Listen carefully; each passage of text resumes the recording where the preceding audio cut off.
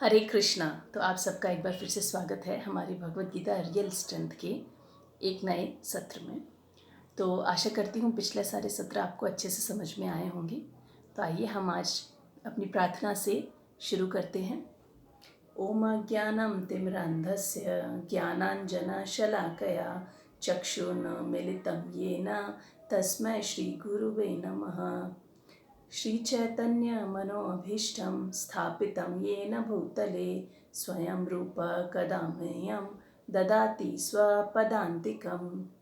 नमो विष्णुपादाय कृष्णपृष्ठाय भूतले श्रीमते भक्तिवेदान्त स्वामीन् इति नामिने। नमस्ते सरस्वती देवे गौरवाणी प्रचारिणी निर्विशेष शून्यवादी पाश्चात्यदेशतारिणी। मुखं करोति वाचालं पङ्गुं लङ्घयते गिरिं यत्कृपातमहं वन्दे श्रीगुरुदीनतारणं। हरे कृष्णा कृष्णा कृष्णा हरे हरे, हरे राम राम राम हरे हरे। हरे कृष्णा। तो आज आपने नोटिस किया होगा कि मैंने एक छोटा मंत्र इसमें और ऐड किया। तो धीरे धीरे हम इसमें और प्रेयर मंत्रास ऐड करते जाएंगे। और मेरा सबसे रिक्वेस्ट है कि ये प्रणाम मंत्र जो भी हम बोलते हैं पहले उसको ज़रूर याद करिए, क्योंकि ये गुरु का मंत्र होता है। तो किसी भी ज्ञान को हासिल करने के लिए गुरु की कृपा होना बहुत ज़रूरी होती है। और जब हम ये मंत्र बोलते हैं तो उससे हम गुरु तत्व को प्रार्थना करते हैं कि वो हमें इतनी बुद्धि दे सकें ताकि हम आध्यात्मिक ज्ञान को अपने जीवन में उतार सकें और उसको समझ सकें। तो आज हम शुरू करेंगे अपना चैप्टर नंबर 1। उसके पहले आई होप आप सबने भूमिका को बहुत अच्छे से पढ़ा होगा, क्योंकि हमारे 4 सेशन पहले भूमिका पर हुए हैं। तो उसमें अच्छे से आप सबने उसको याद किया होगा, पढ़ा होगा। कुछ प्रॉब्लम हो तो आप पूछ सकते हैं, और काफ़ी अच्छे क्वेश्चंस आते हैं जिससे समझ में आता है कि काफ़ी लोग पढ़ रहे हैं। तो भूमिका को के रिवीजन को इसीलिए ज़्यादा ज़रूरी है हमको करना और अच्छे से उसको याद करना, क्योंकि इसमें बेसिक काफ़ी सारी चीज़ें हैं जो आगे हम पढ़ेंगे ना तो हमें तुरंत समझ में आएगा उससे। फर्स्ट चैप्टर शुरू करने से पहले हम देखेंगे कि फर्स्ट चैप्टर के सामने वाले पेज पे गुरु परंपरा दी हुई है। तो उस गुरु परंपरा को भी हम सबको एक बार ज़रूर पढ़ना है, और उनको पढ़ने के बाद हमें समझ में आएगा कि किस तरह से भगवान से लेकर श्रील प्रभुपाद तक यह ज्ञान सुरक्षित रूप से हमारे पास आया है ना। तो उस चीज़ को हम एक बार देखेंगे, ताकि ये जो प्रामाणिकता की बात हम हर बार करते हैं ना कि गुरु प्रामाणिक होना चाहिए, गुरु शिष्य परंपरा में होना चाहिए, तो वो श्रील प्रभुपाद को देखकर हमको समझ में आएगा कि कैसे वो गुरु परंपरा में है और उनका जो ज्ञान है वो ऑथेंटिक है। ठीक है। तो पहला जो चैप्टर है उसका नाम है कुरुक्षेत्र के युद्ध स्थल में सैन्य निरीक्षण। इसको शॉर्ट में 2 तरह से कहा जाता है, या तो सैन्य निरीक्षण कहा जाता है या फिर अर्जुन विषाद योग कहा जाता है। सैन्य निरीक्षण और विषाद योग इसलिए कहा जाता है क्योंकि ये चैप्टर एक्चुअली देखा जाए तो 2 पार्ट्स में बटा हुआ है। 1 to 26 नंबर श्लोका तक है सैन्य निरीक्षण कि कौरवों और पांडवों की सेना में किस तरह से व्यूह रचना थी, कौन कौन आए थे उसमें। और बाकी 27 से 46 तक है अर्जुन विषाद, मतलब अर्जुन का दुख। विषाद का अर्थ होता है दुख, कि उसने जब कहा था ना मैं युद्ध नहीं करूँगा दुखी होकर, तो उसका वर्णन है। बेसिकली चैप्टर को इन 2 नामों से जाना जाता है। उसके बाद हम ये देखेंगे कि ये जो चैप्टर 1 है उसको कैसे कितने श्लोका में है और उसको किस तरह से डिवाइड किया गया है। इसके लिए मैं आपको इसका पिक्चर भेजूंगी, डिवीजन का पिक्चर। जिस तरह से हमने भगवद गीता के बारे में पढ़ा था ना कि उसमें 700 श्लोकाज हैं और ये 3 भागों में बंटती है, कर्म, भक्ति और ज्ञान। कर्म षटक, भक्ति षटक और ज्ञान षटक में बंटती है। तो उस हिसाब से हम इसका भी क्लासिफिकेशन देखेंगे चैप्टर नंबर 1 का, कि इसमें जो आज हम पढ़ने वाले हैं वो हम पहला सेक्शन पढ़ने वाले हैं 1 to 13। तो वो 1 to 13 क्या है? वो है युद्ध की तैयारी, प्रिपरेशन ऑफ वॉर। जब हम इस तरह से गीता पढ़ते हैं ना तो हमको एक्चुअली समझ में आता है कि एक्चुअली हम पढ़ क्या रहे हैं। जैसे इस 18 चैप्टर्स में टोटल 81 टॉपिक्स हैं। तो इन 81 टॉपिक्स में से आज हम पहला टॉपिक लेने वाले हैं, वो है युद्ध की तैयारी। ठीक है, इस तरह से ये पूरा चैप्टर जो है 46 श्लोकास वो कैसे बढ़ते हैं, 1 से 13 तक युद्ध की तैयारी, 14 से 20 तक है पांडवों के विजय संकेत, फिर 21 से 27 है कृष्ण भक्त वत्सल, और 28 से 46 यानी 46 तक आता है अर्जुन की डाउट्स और क्वेश्चंस, कि वो किस तरह से वो कन्फ्यूजन में आता है कि उसे क्या करना चाहिए, युद्ध करना चाहिए नहीं करना चाहिए, करेगा तो क्या नुकसान है, नहीं करेगा तो क्या नुकसान है, और इस पूरे परेशानी में वो समझ नहीं पाता कि उसे क्या करना चाहिए। तो भगवद गीता में हम देखेंगे, जैसे हमने पिछली बार बताया था कि 574 श्लोकास कृष्ण ने बोले हैं, 84 अर्जुन ने, 41 संजय ने, और एक श्लोका है जो धृतराष्ट्र ने बोला है ना। तो दूसरी बात क्या है, जो भगवद गीता है उसकी हम जो पूरा ऊपर से अगर हम एक बार दृष्टि रखें उसमें, तो वो ये है कि पूरी भगवद गीता में भगवान का नाम 33 टाइम्स लिया गया है और अर्जुन का 20 बार, कम से कम 20 नाम हैं अर्जुन के और भगवान के कम से कम 33 नेम्स हैं। तो मैं ये सोच रही थी कि कितनी अच्छी चीज़ है ना, जो मायावाद दर्शन है वो तो भगवद गीता में भगवान श्री कृष्ण के नामों से ही परास्त हो जाता है। कैसे? मायावाद का अर्थ होता है कि भगवान है ही नहीं, सब माया है। अगर माया ही है सब, तो भगवान को 33 अलग अलग नामों से बुलाया गया है और उसमें भी हर एक नाम का अपना एक महत्व और अपना एक कार्य है। आप देखेंगे तो अर्जुन सही समय पर भगवान का एक सही नाम लेगा, जैसे वो ऋषिकेश तब कहेगा भगवान को क्योंकि वो अपनी इंद्रियों पे संयम नहीं रख पा रहा है, उसे समझ नहीं आ रहा है उसे क्या करना चाहिए। वो भगवान को कभी अच्युत कहेगा। अच्युत वो होते हैं जो अपने पद से कभी भी गिरते नहीं हैं।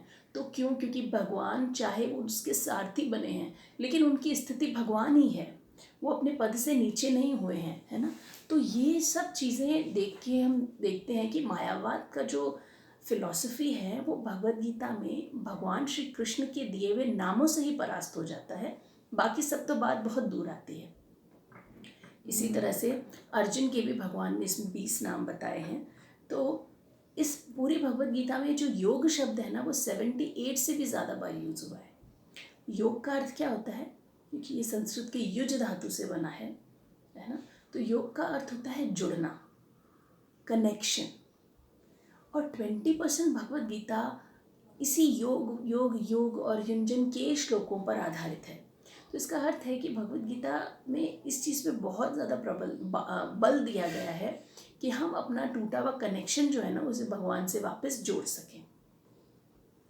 तो ये जो अर्जुन है उसका एक्चुअली प्रॉब्लम क्या हुआ था, वो वियोग की स्थिति में हो गया था कृष्ण से। क्यों? क्योंकि कृष्ण कह रहे थे युद्ध करो और अर्जुन कह रहा था मैं युद्ध नहीं करूँगा। तो भगवान की स्थिति से पृथक हो गई थी, विलग या वियोगित हो गई थी उसकी स्थिति। इसीलिए इस वियोग को वापस योग की स्थिति में लाने के लिए ही भगवान ने भगवद गीता कही थी।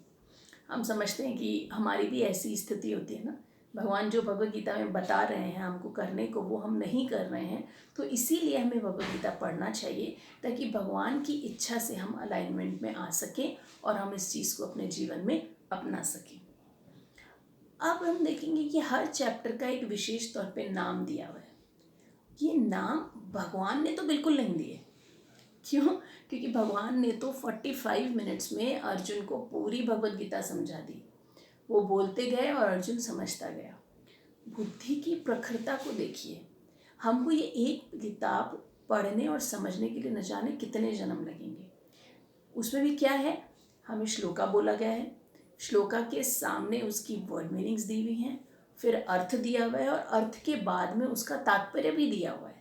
बावजूद उसके भी हमको इसको समझने में बहुत लंबा टाइम लगेगा, है ना। अर्जुन के लिए क्या था, 45 मिनट्स में भगवान सिर्फ संस्कृत के श्लोकास बोलते गए और अर्जुन उसको समझते गए और उन्होंने अपने जीवन में अपनाया। तो भगवान ने तो जस्ट एक श्लोकास के बारे में बोला है, इसके नाम भगवान ने नहीं दिए हैं। नाम जो है वो आचार्यों ने दिए हैं और व्यासदेव ने इसका विभाजन किया है। श्री व्यासदेव ने इस पूरी भगवद गीता को 18 चैप्टर्स में सेक्शन वाइज विभाजित किया और बताया कि ये पहले कर्म षटक है, फिर भक्ति षटक है, उसके बाद ज्ञान षटक है। और आचार्यों ने जैसे शंकराचार्य, रामानुजाचार्य, बलदेव विद्याभूषण, इन्होंने इसका पूरा चैप्टर वाइज नाम दिया है ताकि हम इसको अच्छे से साधारण रूप से समझ सकें, है ना। और बलदेव विद्याभूषण की जो टीका है वो श्रील प्रभुपाद को बहुत पसंद थी और उनको बहुत ऑथेंटिक भी लगती थी। तो बलदेव विद्याभूषण की टीका से ही श्रील प्रभुपाद ने हमको भगवद गीता समझाई है। काफ़ी हद तक हिस्सा श्रील बलदेव विद्याभूषण का ही है। इसमें जो गीता चल रही है ना, उसका संवाद कैसे चल रहा है ये भी हमें समझना चाहिए कि गीता किसने किसको और कैसे कही, है ना। तो सबसे पहला संवाद तो चल रहा है महाभारत का, जिसमें वैशंपायन ऋषि ने जन्मेजय को महाभारत का वृत्तांत बता रहे हैं। जाहिर सी बात है जब वो महाभारत का वृत्तांत बताएंगे, क्योंकि महाभारत का ही अंश है श्रीमद् भगवद गीता, तो वो उनको भी उन्होंने बताया ही है, तो वो उनको बता रहे हैं।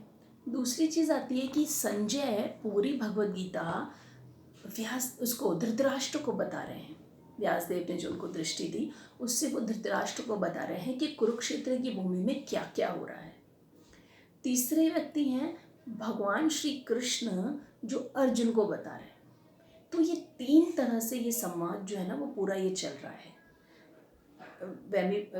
वैशंपायन ऋषि ने जन्मेजय को बताया, उसी के अंदर आते हैं संजय और धृतराष्ट्र, और उसी के अंदर आते हैं भगवान श्री कृष्ण और अर्जुन।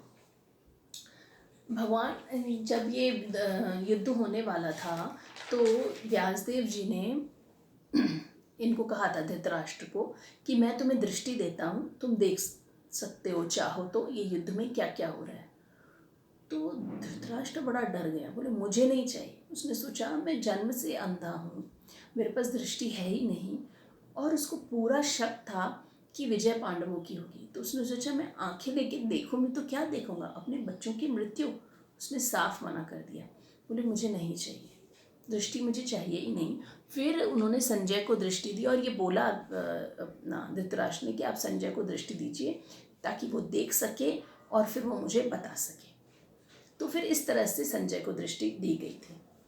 एक्चुअली देखा जाए तो धृतराष्ट्र को अच्छी तरह से मालूम था कि पांडव कितने ज़्यादा शक्तिशाली हैं, एक बात। दूसरी बात उनको अच्छे से मालूम था कि ये जो संपूर्ण चीज़ है, संपूर्ण राज्य है, वो एक्चुअली है ही पांडवों का। लेकिन वो इतना ज़्यादा आसक्त था अपने पुत्रों से, इतना ज़्यादा आसक्त था कि उनकी गलतियों पे वो कभी कुछ कह ही नहीं पाया। कितनी बार इसने गलती की दुर्योधन ने। द्रौपदी का चीरहरण देख लो, जो उनको चौसर खेलने के लिए पांडवों को बुलाया गया था, उस युद्ध में चीटिंग देखिए। लाक्षागृह में पांडवों को मारने का प्रयास करना, भीम को जहर दे के मारने का प्रयास करना, विदुर को बहुत बड़ा बुरा कह के उनको निकाल देना। तो इतनी सारी जगहों पे धृतराष्ट्र ने देखा कि दुर्योधन गलत है, पर वो उसमें इतने ज़्यादा आसक्त थे कि उसको कभी मना ही नहीं कर पाए, है ना। तो हमारी भी स्थिति ऐसी होती है ना, हम भी इतने ज़्यादा आसक्त होते हैं, इतने ज़्यादा अटैच्ड होते हैं कि हम लोग कई बार ना कुछ कह ही नहीं पाते हैं। कई बार हम देखते हैं कि यहाँ पे मेरा पति गलत है, यहाँ देखते हैं हमारे यहाँ पे पत्नी गलत है, हमारी माँ गलत है, या हमारे बच्चे गलत हैं, लेकिन हम इतने ज़्यादा आसक्त होते हैं, उसको कहने के बाद जो उनसे थोड़ी दूरी का जो गम या दर्द होगा ना, उसको हम सहन नहीं कर पाते और हम सच का साथ नहीं दे पाते, जो सही नहीं है। बहुत ही गलत स्थिति होती है। इस चीज़ में हमें समझना चाहिए हमेशा कि आसक्ति जो होती है ना, वो बड़े से बड़े योद्धा को, वीर को निर्बल बना देती है। अटैचमेंट बहुत ज़्यादा अच्छे व्यक्ति को भी एकदम क्षीण और दुर्बल बना देता है, जिसका हम अपनी पर्सनल लाइफ में बहुत ज़्यादा महसूस करते हैं। कई बार हमें ऐसा लगता होगा कि ये एक कदम मैं उठा सकता हूँ सत्य के लिए, अपने आत्म साक्षात्कार के लिए, लेकिन मैं सिर्फ इसलिए नहीं उठा पा रहा या उठा पा रही हूँ क्योंकि मेरी कोई तो मटेरियल अटैचमेंट है जो रहा हुआ है। लेकिन हमें इसमें जो है ना डिस्क्रिमिनेशन बहुत अच्छा हाई क्वालिटी का चाहिए, जो हमें शास्त्रों से मिलेगा। आसक्ति का अर्थ कतई ये नहीं कि हमारे जो कर्तव्य हैं उनको हम भूल कर हम सहजिया बन जाएं और सरलता से बोलने लगे कि अब तो मेरा मन भगवान में ही लगता है, अब मैं मेरी जिम्मेदारियों को नहीं निभाऊंगी या नहीं निभाऊंगा, ये नहीं है।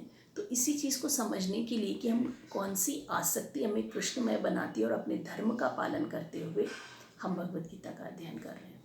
तो सबसे पहले हम ये 13 श्लोकों को पढ़ेंगे।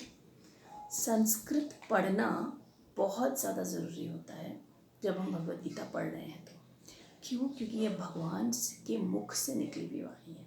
और हमने गीता महात्म्य में पढ़ा था कि भगवान के चरणों से श्रीमद् गंगा निकलती है। तो गंगा देवी हमको इतना पवित्र करती है क्योंकि भगवान के चरणों से निकलती है। भगवान के भक्त जो भगवान के चरणों के पास में सदैव रहते हैं, इसीलिए हम भगवान के चरणों पर जाने के लिए इतने ललायत रहते हैं। तो सोचिए, भगवद गीता भगवान के मुख से निकली है ना। और हमको ऐसा लगता है कि 5000 साल पहले बोली गई थी। यदि हम जीवन चक्र देखें तो उस जीवन चक्र में तो भगवान तो यो सांस लेते हैं और सांस छोड़ते हैं। सांस छोड़ने में उत्पत्ति होती है, सांस लेने में प्रलय हो जाती है। इसी तरह से जो आंशिक प्रलय होती है वो ब्रह्मा जी के दिन और रात के हिसाब से होती है। ब्रह्मा जी जब सोते हैं तो प्रलय है, ब्रह्मा जी जब जगते हैं तो सृजन है। तो भगवान ने तो उनके लिए उनके हिसाब से तो उन्होंने अभी बोली है। तो भगवान के मुख से निकली हुई भगवद गीता एक गीत है जिसे हमें गाना चाहिए, हमें ज़रूर गाना चाहिए और हमें श्लोकास भी याद करने चाहिए। पहले अध्याय में सबसे इम्पॉर्टेंट श्लोका है श्लोका नंबर 1, तो वो हम सबको ज़रूर याद करना चाहिए। मैं भी रीड करूँगी, आप उसका प्रोनाउंसिएशन चाहें तो सुन सकते हैं। और अगर किसी को दिक्कत हो और प्रोनाउंसिएशन समझने की तो मुझे पर्सनली मैसेज कर सकते हैं, मैं उनको वापस भेज दूँगी। या फिर मैं आपको एक लिंक भी भेज सकती हूँ जिससे आप पूरा भगवद गीता के श्लोक का रिसाइटेशन है 1 to 18 चैप्टर्स का, जिसको आप अच्छे से सुन सकते हैं। ठीक है, तो धृतराष्ट्रवाच धर्मक्षेत्रे कुरुक्षेत्रे समवेतायुयुत्सव मामका पाण्डवाश्चैव किमकुर्वत संजय। संजयवाच दृष्ट्वा तु पाण्डवानीकं व्यूढं दुर्योधनस्तदा आचार्यमुपसंगम्य राजा वचनं ब्रवीवित। पश्यतां पाण्डुपुत्राणाम् आचार्यं महितं च मुं व्यूढं द्रुपदपुत्रेण तव शिष्येण धीमति। अत्र शूरा महिषे स्वा भीमार्जुनसमायुधि युयुद्धानो विराटश्च द्रुपदश्च महारथ। दृष्टकेतुश्चेकेतान् काशीराजश्च वीर्यवान् पुरुजित् कुन्तिभोजश्च शैभ्यश्च नरपुङ्गव युद्धमानुश्च विक्रान्त उत्तमौजाश्च वीर्यवान् सौभद्रो द्रौपदेयाश्च सर्व एव महारथ। अस्माकं तु विशिष्टा ये तानि बोध द्विजोत्तम नायका मम सैन्यस्य संज्ञार्थं तान् ब्रीवीमि। भवान् भीष्मश्च कर्णश्च कृपश्च समतिञ्जय अश्वत्थामा विकर्णश्च सोमदत्तस्तथैव च अन्ये च बहवः शूरा मदर्थे त्यक्तजीविता नानाशास्त्रप्रहाराण सर्वे युद्धविशारदा। अपर्याप्तं तस्माकं बलं भीष्माभिरक्षितं पर्याप्तं त्विदमेतेषां बलं भीमाभिरक्षितम्। अयनेषु च सर्वेषु यथा भागमवस्थिता भीष्ममेवाभिरक्षन्तु भवन्तः सर्व एव हि। तस्य संजनयन् हर्षं कुरु वृद्धः पितामहः सिंहनादं विनोदश्च शङ्खं दध्मो प्रतापवन्। ततः शङ्काश्च भैर्यश्च पणवानाकगोमुखा सह सैवाभ्यहन्यन्त सह शब्दसुतुमोलभवत्। तो ये हो गए हमारे 13 श्लोका। कि काफ़ी लोगों को लग रहा होगा कि अरे श्लोका क्यों पढ़े हैं, और हम इसको आगे कर देते हैं थोड़ा सा लेक्चर को ताकि हम श्लोका नहीं सुन पाएँ।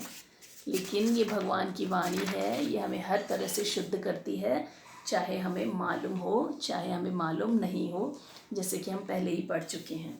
तो इसीलिए ये बहुत ज़्यादा ज़रूरी है कि हम भगवान के श्लोकों को सुनें और उनको अच्छे से याद करें। आप करके देखिए, आपको बहुत अच्छा लगेगा। श्लोक याद करने से कुछ अच्छे फ़ायदे क्या होते हैं।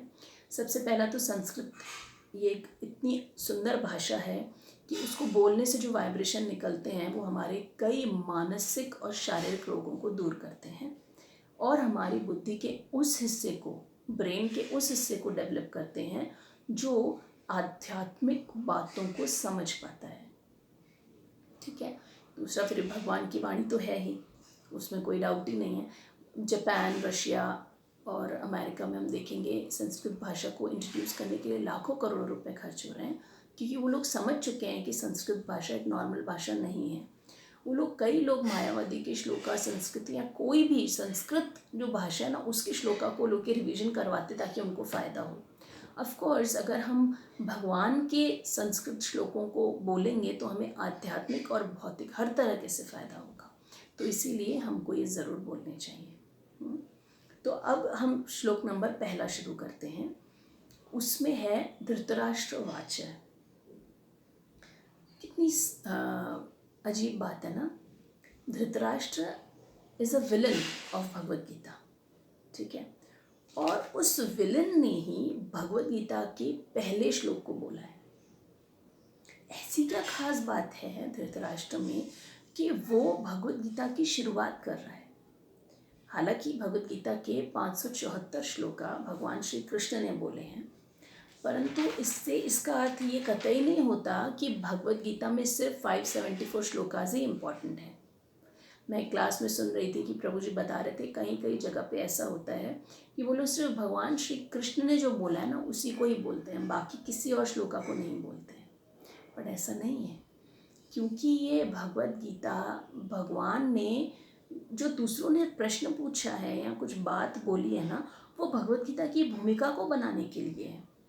मान लीजिए अब ये कुछ बात ही नहीं होती, ना धृतराष्ट्र कुछ बोलता, ना अर्जुन कंफ्यूज होता, ना अर्जुन ये बोलता कि मुझे सैन्य शक्ति दिखाओ, ना दुर्योधन के बारे में ये बताया गया, जैसे संजय ने दुर्योधन के बारे में बताया कि दुर्योधन ये बोल रहा था कि इसने शंख बचाया या उनकी सैन्य निरीक्षण देखो, तो वो कनेक्टिविटी नहीं आती भगवद गीता में, एक फ्लो नहीं आता। तो भगवद गीता के फ्लो के लिए भगवान ने ही उनसे ये श्लोका बुलवाए हैं। इसी तरह से भगवद गीता में हर एक श्लोक का इम्पोर्टेंस उतना ही है जितना भगवान ने बोला है, चाहे वो धृतराष्ट्र ने बोला हो, संजय ने बोला हो या फिर अर्जुन ने बोला हो। इन सब का जो इम्पोर्टेंस है ना वो बिल्कुल एक जितना रहता है। भगवद गीता जो पहला अध्याय है उसमें एक एक शब्द पर, एक एक लाइन पर, एक एक श्लोका पर एक एक पूरी क्लास हो सकती है, पर हम ऐसा नहीं करने वाले हैं। रीज़न इज़ हम पहले एक बार इसको ओवरव्यू के हिसाब से पूरा पढ़ेंगे। मेरे हिसाब से अगर हमने ये जो पढ़ रहे हैं ना उसका पर अगर हमने 75% भी अच्छे से समझ लिया ना तो भी हमारे लिए पहली बार के हिसाब से बहुत अच्छा होगा। तो पहला श्लोक जो है उसमें कहा गया है,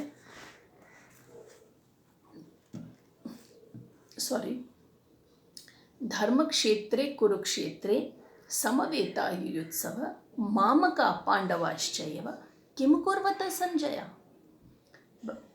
अभी धृतराष्ट्र पूछ रहा है संजय से कि धर्म भूमि कुरुक्षेत्र में युद्ध की इच्छा से एकत्रित हुए मेरे तथा पांडु के पुत्रों ने क्या किया। कितना अजीब सा सवाल है ना ये। अब युद्ध की इच्छा से एकत्रित हुए तो उन्होंने क्या किया। जैसे हम किसी को अपने घर पे डिनर पे बुलाएं और उनके सामने थाली अच्छे से सजा के रख लें और फिर पूछा जाए क्या किया, क्या हुआ, आप खाना खाएंगे कि नहीं खाएंगे। तो ये कितना अजीब सा प्रश्न है कि कोई आया है, सम्मति से आया है, अंडरस्टैंडिंग से आया है प्रसाद के लिए, और हम उससे पूछते हैं कि आप खाएंगे कि नहीं खाएंगे, है ना। तो इस श्लोक में जो महत्वपूर्ण शब्द हैं उनमें सबसे पहला शब्द आता है धर्म क्षेत्र। तो जो ये धर्म क्षेत्र है वो कुरुक्षेत्र की जो भूमि है ना वो एक्चुअली धर्म की भूमि है। मतलब उस भूमि पर धर्म का प्रभाव जो है वो प्रबल रहता है। इसके लिए किंग की स्टोरी आती है कि उन्होंने बहुत मेहनत की थी कि ये जो एरिया है जहाँ पर कुरुक्षेत्र का युद्ध हुआ था वो धर्म की भूमि बने, मतलब उस पर कुछ भी कार्य हो ना तो उसमें धर्म की विजय हो। तो इसीलिए ये चीज़ से धृतराष्ट्र ऑलरेडी बहुत डरा हुआ था कि एक तो ये धर्म भूमि है और मेरे पुत्र अधर्म का साथ दे रहे हैं, तो इसीलिए वहाँ जाने पर कहीं मेरे बेटों का दिमाग चेंज तो नहीं हो जाएगा कि अब युद्ध नहीं करना है। एक बात, दूसरी बात, धर्म पांडव फॉलो ही कर रहे हैं तो हो सकता है इसमें पांडव विजयी हो। तो उसको ये डाउट था कि मेरे बेटों ने मना तो नहीं कर दिया कि युद्ध नहीं होगा, इसीलिए ये पूछा गया है कि धर्म क्षेत्र में। दूसरा शब्द आता है कुरुक्षेत्र। कुरुक्षेत्र मतलब क्षेत्र मतलब एरिया, फील्ड जहाँ पर खेती होती है। तो फील्ड में हम खेती में अक्सर क्या करते हैं कि हम वीड्स को हटा देते हैं, निकाल देते हैं और मेन क्रॉप जो मेन फसल होती है ना उस पर ध्यान देते हैं, खरपतवार को उठा के फेंक देते हैं।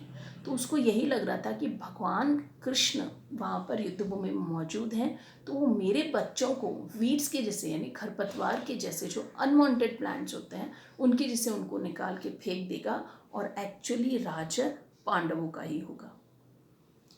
तीसरा शब्द है मामका। वो क्या बोल रहा है, मेरे और पांडु के पुत्रों ने, है ना। एक्चुअली धृतराष्ट्र जन्म से ही अंधा था, इस वजह से उनको राज्य करने नहीं दिया गया, राज्य पांडु के हिस्से में आया। परंतु पांडु शापित थे कि वो यदि अपनी पत्नी से सहवास करेंगे तो उनकी मृत्यु हो जाएगी, इसीलिए वो उस दुख में वो जंगल चले गए। और उसके बाद कुंती ने देवताओं का आह्वान किया और माद्री को भी देवताओं ने ही बच्चे दिए थे। तो इस वजह से अब जो उत्तराधिकारी होना था उसको होना था युधिष्ठिर को, लेकिन क्योंकि धृतराष्ट्र की आसक्ति थी दुर्योधन में तो वो चाहता था कि दुर्योधन राजा बने, और इसीलिए वो क्या कर रहा है, कौरव एक्चुअली देखा जाए तो धृतराष्ट्र और पांडवों के पुत्र दोनों कौरव ही है ना, पर उसने क्या किया, मेरे पुत्र कौरव हैं और पांडु के पुत्र पांडव हैं, तो तुरंत उसने अपने बच्चों को अलग कर दिया पांडवों से, और क्योंकि उसको अपने बच्चों को राज्य देना था। तो क्या पांडु के पुत्र उसके पुत्र नहीं है, अभी वो चाचा के संरक्षण में थे कि जब तक युधिष्ठिर बड़ा होगा तभी उसको राज्य दिया जाएगा, तो उसने वो राज्य ही हथिया लिया। तो वो क्लियर बता रहा है कि मेरे और पांडु के पुत्रों ने किम कुर्वत, क्या किया, क्या किया, क्या युद्ध ना करने का कोई बात तो नहीं हो गई है, क्या युद्ध करने के लिए उनके मन में कोई वो तो नहीं हो गया है, एक डाइवर्जन तो नहीं आ गया, वो ऐसा तो नहीं चाह रहे कि हमें युद्ध करना ही नहीं है मेरे बच्चे। एक चीज़ हमने यहाँ पे मैं बात बोल रही थी कि ऐसा क्या गुण है धृतराष्ट्र में कि उसके मुख से भगवत गीता शुरू होती है, तो उसमें सबसे बड़ा गुण है श्रवण का। वो बोल रहे हैं ना किम कुर्वत संजय, वो क्या कर रहे हैं, तो उसको सुनने की बड़ी जिज्ञासा है, हियरिंग बहुत अच्छा है उसका क्वालिटी। तो इसी वजह से, इस गुण की वजह से वो हर बार सुनना चाहता था क्या हुआ क्या हुआ, इसी वजह से उसके इस गुण को उसको महत्व बताते हैं जिससे उन्होंने भगवत गीता की शुरुआत की है। और धृतराष्ट्र का अर्थ होता है धृत मतलब पकड़ के रखना, होल्ड करना, राष्ट्र मतलब राज्य, तो जिसकी राज्य में आसक्ति हो, गद्दी में आसक्ति हो, उसे हम धृतराष्ट्र कहते हैं। तो सोचिए हम में से कौन कौन धृतराष्ट्र है ना। बात सिर्फ ये नहीं होती कि हम कौरवों में कितना शासन करना चाहते हैं, बात होती है कि हम अपने हर एक क्षेत्र में अपने बच्चों के ऊपर अपना शासन करना चाहते हैं कि मेरे हिसाब से ही चले। मैं समझती हूँ आजकल ये दुविधा बहुत है क्योंकि बच्चे कई बार गलत राह पर निकल जाते हैं, उनको समझाना बहुत ज़्यादा ज़रूरी होता है, लेकिन एक शासक के रूप में नहीं, एक फ्रेंड के रूप में हम उन्हें समझा सकते हैं। हम अपने घर में अपना आधिपत्य जताना चाहते हैं, हमें ऐसा लगता है हम ही श्रेष्ठ हों, सब हमारी माने, हमारे फ्रेंड सर्किल में। यहाँ तक कि जब हमारे प्रवचन या क्लासेस होती है ना, उसमें भी हमें क्या लगता है कि हम कुछ शॉर्टकट ढूंढ के, हमको ऐसा लगता है कि हमारा नाम होना चाहिए, हमारे बारे में सबको जानना चाहिए, हम सबसे टॉप में होने चाहिए। तो राष्ट्र करने की जो प्रवृत्ति है ना, आसक्ति है, ये हमें धृतराष्ट्र बनाती है।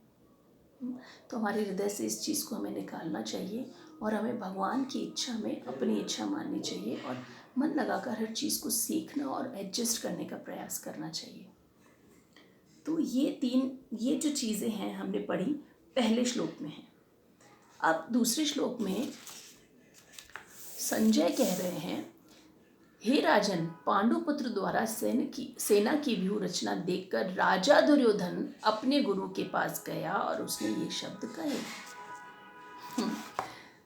अभी तो युद्ध शुरू हुआ है ना। इस युद्ध में अभी तो और कोई कार्य, एक बाण भी नहीं चला, दूसरा विजय पराजय की तो बात बहुत दूर होती है। और अभी से संजय क्या कह रहे हैं कि राजा दुर्योधन, राजा दुर्योधन क्यों? क्योंकि राजा शब्द के दो अर्थ होते हैं। एक होता है नृप यानी राजा, एक्चुअली जो किंग जिसको कहते हैं, और दूसरा होता है जो राजनीति में बहुत निपुण है, जिसमें बहुत अच्छी पॉलिटिक्स के गुण हैं, उनको भी राजा कहा जाता है। तो यहाँ पर संजय ने जो राजा शब्द कहा है ना, वो इस संदर्भ में कहा है। वो इसीलिए कहा है कि देखिए, धृतराष्ट्र जन्म से ही अंधा था, आध्यात्मिक दृष्टि से भी और वैसे भी भौतिक स्थिति से भी, और पुत्र को देखने के इससे भी वो अंधा था। संजय को अच्छी तरह से मालूम था कि धृतराष्ट्र को बहुत अच्छा लगेगा यदि मैं दुर्योधन के लिए राजा शब्द यूज़ करता हूँ। तो इसीलिए उसने यहाँ पे राजा कहा, क्योंकि वो गुरु नीति में बहुत ज़्यादा क्लेवर था। अभी देखिए, जो पांडवों की सेना थी उसमें सेनापति थे धृष्टद्युम्न और कौरवों की सेना में सेनापति थे भीष्म। अगर कोई प्रॉब्लम आती है या कुछ डिस्कशन करना होता है तो हमें एक्चुअली सेनापति के पास जाना चाहिए, लेकिन ये किसके पास आया? अपने गुरु के पास गया। उसको जाना किसके पास चाहिए था? भीष्म के पास। क्यों वो गुरु के पास गया? क्योंकि वो अगले श्लोक में हम देखेंगे कि कैसे उनको कमेंट करने गया है, टॉन्ट कसने गया है। धृतराष्ट्र कैसे अपने गुरु को कमेंट करने के लिए पहले अपने गुरु के पास गया है, क्योंकि इन लोगों के धर्म और सिद्धांत इतने अच्छे थे कि भीष्मदेव चाहे क्षत्रिय थे, किंग थे, लेकिन आगे द्रोणाचार्य एक ब्राह्मण थे, तो भीष्म कभी कुछ कहेंगे ही नहीं कि तुम पहले ब्राह्मण के पास क्यों गए, क्योंकि वो गुरु हैं। तो उनको लगेगा ठीक है, गुरु के पास गया तो भी कोई बात नहीं है, सिद्धांतिक रूप से उसे सेनापति के पास जाना चाहिए, पर वो गुरु के पास गया तो कोई कुछ बोलेगा नहीं। और दूसरी बात उसके साथ में ये भी होती है कि द्रोणाचार्य को वो कमेंट करने के हिसाब से गया है वहाँ पर। तो वो क्या है कि एक्चुअली इसका जो दुर्योधन का जो मेंटल स्टेट है ना, वो क्या है? दुर्योधन शब्द का अर्थ होता है धन का दुरुपयोग। तो दुर्योधन ने हमेशा ऐसा ही किया। उसने अगर धर्म और इंद्रिय तृप्ति के बीच में चॉइस आए ना, तो वो पहले इंद्रिय तृप्ति को चुनता है दुर्योधन, और युधिष्ठिर पहले धर्म को चुनते हैं फिर इंद्रिय तृप्ति को चुनते हैं। ये बहुत ही हैवी स्टेटमेंट है, हमें इसको 2 मिनट पॉज करके एक बार फिर से सुनना चाहिए कि धर्म पालन और इंद्रिय तृप्ति, इन दो में से हम पहली प्रायोरिटी या पहला चयन हम किसका करते हैं। और हमें ये सोचना है कि हम कौन हैं, हमारी जो चेतना है वो किसकी चेतना है, दुर्योधन की चेतना है या फिर युधिष्ठिर की चेतना है। बहुत सुंदर बात कही थी उस दिन क्लास में कि हम अगर पागल हो जाए ना, पागल, हम दीवार से सिर फोड़ लें ना, हम अपनी पूरी संपत्ति दे दें, हम अपने पूरे रिश्ते दे दें, हम अपना पूरा ऐश्वर्य लगा दें ना, तो भी धर्म के नियम जो हैं, प्रकृति जो है, धर्म पालन करने के जो सिद्धांत हैं, वो वैसे के वैसे रहेंगे, वो हमारे हिसाब से परिवर्तित नहीं होंगे, कभी भी नहीं। ये हमारे ऊपर डिपेंड करता है कि हम कितना जल्दी धर्म के अनुरूप चलते हैं और अपने आप को युधिष्ठिर की राह पर देखते हैं। जितना हमने अपनी इंद्रिय तृप्ति के लिए धर्म की अवहेलना की या उसके रूल को तोड़ा, उतना ही हम कर्म बंधन में बंधते जाएंगे और हम इस जन्म मृत्यु के चक्कर में फंसते जाएंगे। इसीलिए भगवान कहते हैं भक्ति के लिए सर्वधर्मान परित्यज्य, सारे धर्मों का परित्याग करके तुम्हें सिर्फ एक ही जगह शांति मिल सकती है, वो है मैं, यानी भगवान श्री कृष्ण। उसके अलावा हमें और कहीं शांति नहीं मिल सकती। तो ये हमारे ऊपर डिपेंड करता है कि हम कितना इस चीज़ को करते हैं। We need to change our self, हमें अपने आप को बदलना है। एक बहुत सुंदर कहावत होती है आर्मी में, the more you sweat in peace the less you bleed in war. The more you sweat in peace का अर्थ होता है शांति में आप जितने पसीने बहाओ, उसका अर्थ है जब हमारी नॉर्मल कंडीशंस होती हैं उन कंडीशंस में हम कितना अच्छे से जप कर सकते हैं, कितना अच्छे से अध्ययन कर रहे हैं, रीडिंग कर रहे हैं। The less you bleed in war, मतलब विपरीत परिस्थितियों में उतने ही हम कम दुखी होंगे। जितना अपनी नॉर्मल और अच्छी कंडीशंस में हम जप करते हैं, सुख में हम जितना सिमरन करते हैं, भगवान को याद करते हैं, गीता पढ़ते हैं, अपनी पूजा अर्चना करते हैं, उतना ही विपरीत परिस्थिति में हम कम दुखी होंगे। तो ये बहुत सुंदर बात है यहाँ पर, इसे हमेशा हमें याद रखना चाहिए। एक्चुअली दुर्योधन जो अंधा था, अपने दृष्टि से पिता की तुल्य था, पिता भी राजनीतिक रूप से बेटे को राजा बनाना चाहता था, पर उसने कभी देखा नहीं कि मेरे पुत्र में एक राजा बनने की जैसे गुण भी हैं या नहीं। इसी तरह से ये जो पांडव हैं वो जन्म से ही पवित्र थे, उनमें ये कूटनीति नहीं थी, लेकिन फिर भी ये चीज़ को वो देख नहीं पाया। देखिए, मैं परपॉट नहीं पढ़ रही हूँ, वरना अपनी क्लास में सिर्फ 2 ही श्लोका हो पाएंगे। तो मेरी प्लीज़ रिक्वेस्ट है कि 1 हफ्ते का टाइम हमको मिलता है, तो उसमें हम कम से कम पहले फर्स्ट 1.1 श्लोका याद कर लें और परपॉट सारा पढ़ें, ताकि हमें अच्छे से समझ में आए कि प्रभुपाद ने यहाँ पे क्या कहा है। मैंने प्रभुपाद के परपॉट से पॉइंट्स लेकर ही ये पूरा डिस्क्रिप्शन लिखा है, तो उस हिसाब से आप उसको एक बार रीड ज़रूर करिएगा। नाउ 1.3, तो इसमें क्या है, हे आचार्य, पांडुपुत्रों की विशाल सेना को देखें, जिसे आपके बुद्धिमान शिष्य द्रुपद के पुत्र ने इतने कौशल से व्यवस्थित किया है। अब यहाँ पर क्या बता रहे हैं, बहुत सुंदर बात है। ये जो कूटनीति है ना दुर्योधन की, उसको यहाँ पर समझाया गया है। वो बोल रहे हैं, पांडुपुत्र की विशाल सेना को देखें, जिसे आपके बुद्धिमान शिष्य द्रुपद के पुत्र ने कौशलता से व्यवस्थित किया है। पहली बात तो उनको ये गुरु को कहने की बात ही नहीं। दूसरी बात, ये गुरु को इसीलिए कह रहे हैं क्योंकि क्या हुआ था, द्रुपद और द्रोणाचार्य ये दोनों बहुत अच्छे मित्र थे, बचपन से ही साथ पढ़ते थे। तो द्रुपद ने द्रोणाचार्य को कहा था कि तुम्हें जीवन में कभी भी कोई मुश्किल आए तो मेरे पास आना। जब द्रोणाचार्य बड़े हुए, उन्हें बच्चा हुआ, तो वो कृपि से विवाह किया था उन्होंने, तो वो बहुत ही ज़्यादा गरीब थे। तो उसने उसकी पत्नी ने बोला कि द्रुपद तो तुम्हारे मित्र हैं, उन्होंने तुम्हें कहा था कि तुम जाकर मेरे पास आना, कभी भी तुम्हें चाहिए कुछ तो मैं दूंगा, तो आप जाके उनसे मांग लो ना, मांग क्यों नहीं लेते। तो द्रुपद के पास जब द्रोणाचार्य गए तो उन्होंने बहुत बुरी तरह से इंसल्ट करके उन्हें भगा दिया, कि बोले नहीं, तुम्हारे और मेरे कोई मेल ही नहीं है। इस चीज़ से द्रोणाचार्य को बहुत बुरा लगा और वो कौरवों के पास आए और उनको धनुर्विद्या सिखाई। जब युद्ध की ये जो विद्या पूरी हो गई, उस समय उन्होंने कहा कि द्रुपद को मेरे पास बंदी बना कर लाओ गुरु दक्षिणा के रूप में। तो पहले कौरव गए, कौरव के 100 पुत्र गए और साथ में सब जने गए, कर्ण भी गया था उनके साथ में। द्रुपद ने अकेले ने उनसे लड़के उनको भगा दिया, मतलब उनके आटे में ही नहीं आए द्रुपद, इतने शक्तिशाली थे। फिर द्रोणाचार्य ने पांडवों को भेजा, तो पांडवों में से अर्जुन गए और वो अकेले ही द्रुपद को बंदी बनाकर लेकर आए। तो जब ऐसा उन्होंने किया, तो उस समय द्रुपद ने जब अर्जुन का बल देखा तो वो इतना प्रभावित हुआ उससे, इतना प्रभावित हुआ कि उसने ये प्रतिज्ञा ली कि मैं एक ऐसी पुत्री उत्पन्न करूँगा यज्ञ करके, जिससे ये अर्जुन मेरा जवाई बन सके। वो इतना वीर, इतना धनुर्धर, इतना ज़्यादा शक्तिशाली योद्धा है।